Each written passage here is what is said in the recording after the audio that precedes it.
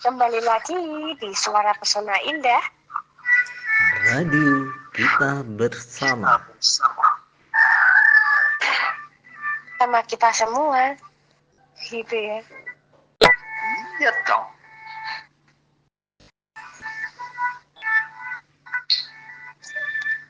Oke, langsung saja ya. Sudah pada ngantri. Yang Sudah pada bertanya, ngantri gitu ya. Ada dari siapa ini? Tak bacakan dulu pentingnya ini. Dan pertanyaannya.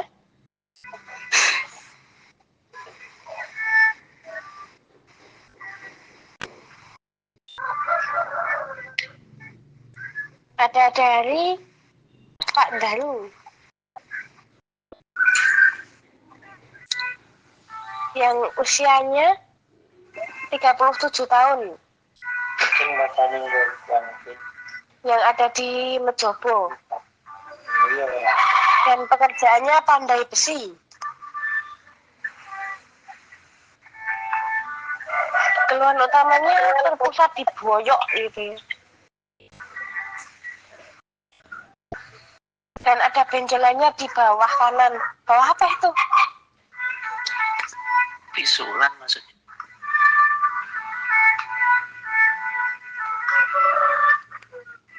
Dan keluhan tambahannya itu batuk kering.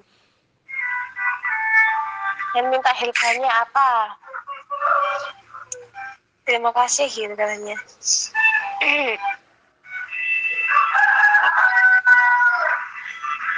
Ini untuk benjolan tuh bisul ya maksudnya ya?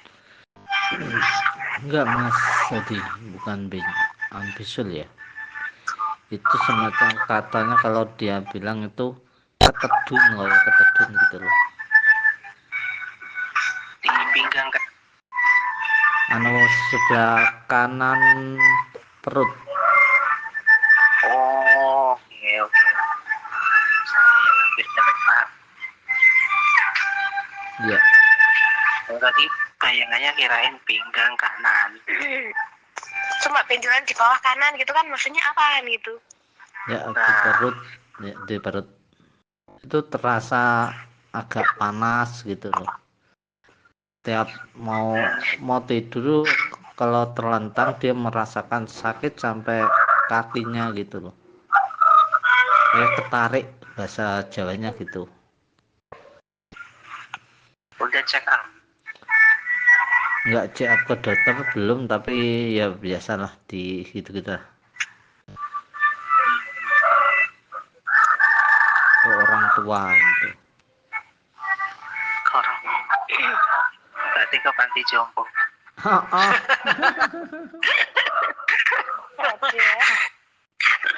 Terus gimana terus?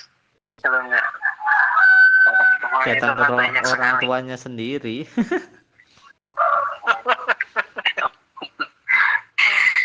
Mohon maaf nih Pak Daru, jadi biar ada ininya keliring.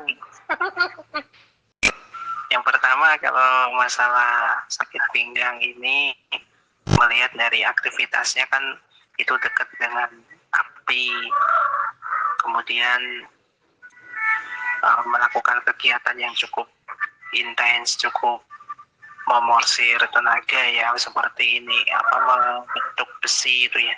Yep.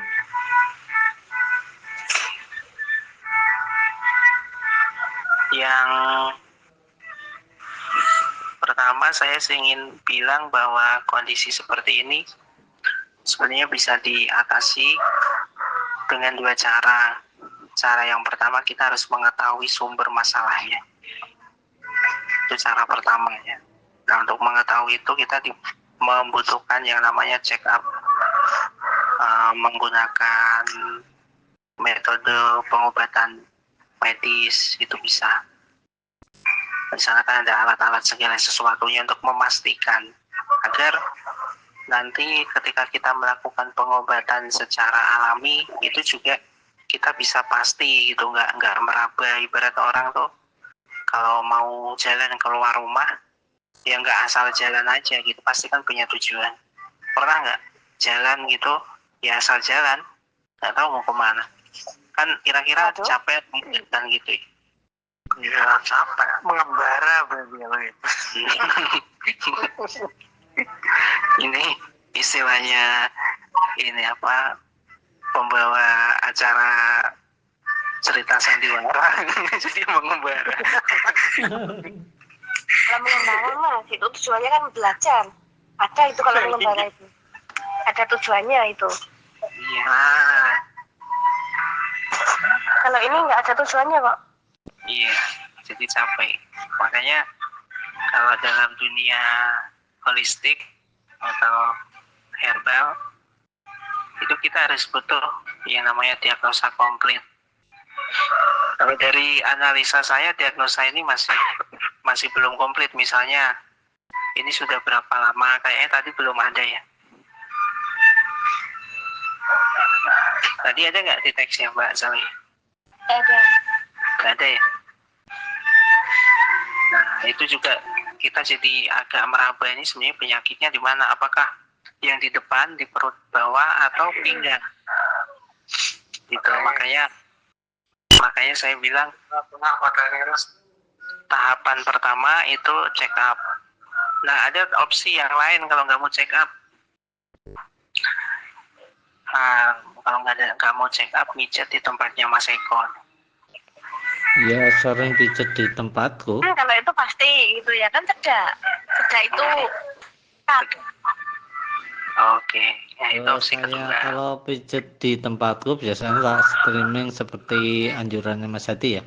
Kaki aku tarik ke atas, tuh 4 hitungan, terus aku terbawah, terus aku tekuk gitu. Ya seperti itu, Lipat. dilipat itu, gitu. Ya, stretching. Ya stretching gitu. Oke, ya itu opsi kedua. Nah sekarang bagaimana kalau opsi kedua sudah dilakukan tapi masih merasakan gangguan ini? Berarti ada kemungkinannya ini memang berhubungan juga dari asam lambung. Bisa loh, asam lambung itu kalau mengarah ke tulang, dia kan mau otomatis mengeringkan tuh. Kalau sudah kering, otomatis terjadilah yang namanya peradangan. Nah, peradangan inilah yang membuat otot-otot kita itu nanti banyak asamnya. Nanti kalau nggak kuat nih otot, jadi muncullah yang namanya spasme akut atau spasme yang bisa dikatakan serius. Nah, ini biasanya benjol tuh muncul di tempat-tempat tertentu seperti lipatan siku, lipatan lutut, terus ujung paha, terus jalur perut bawah kuping misalnya seperti itu. Kalau bawah kuping biasanya indikasinya tiroid. Dia dekat dengan tiroid soalnya, bukan ke tulangnya. Nah, kemudian itu harus dievaluasi mulai dari makan, rokok, memang rokok ya. Terus apa yang dievaluasi, minum air putihnya yang dicukupkan, sama minum air kelapa hijau, ini solusinya. Air kelapa hijau. Kemudian yang kedua, mandi dengan air rebusan daun salam sama daun sirsak. Sirsak kayaknya sama lah bahasanya. Ya. Daun sirsak 1 lembar, daun salam 1 lembar itu direbus dengan air kurang lebih 2 liter atau 1 liter. Nanti disisakan, direbus sampai mendidih, kemudian sisanya nanti campur dengan air biasa, gunakan untuk mandi.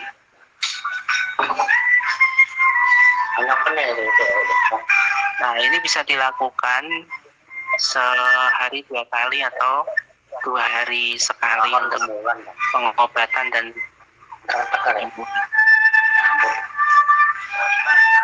mudah-mudahan bisa membantu. Yang pertama tadi ya, air kelapa hijau, mengevaluasi minumnya, makanannya.